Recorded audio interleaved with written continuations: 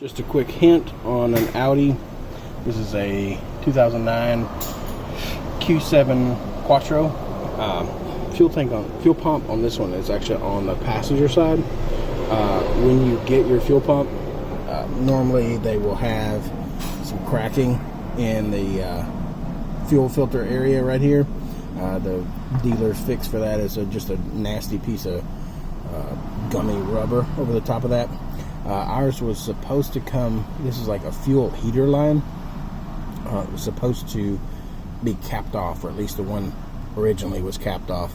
You have to find some way to cap this off when you do that, otherwise there will be fuel leaking out of that. So we're having to go back in here and fix that. So just a word to the wise, find a way to cap that off. They have a part from the dealer that actually goes over that and just snaps in place.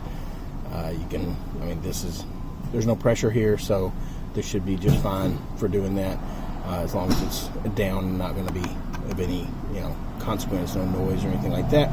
So just trying to give you guys a helpful hint, because it would have been helpful for me to know that before we got started. So thanks.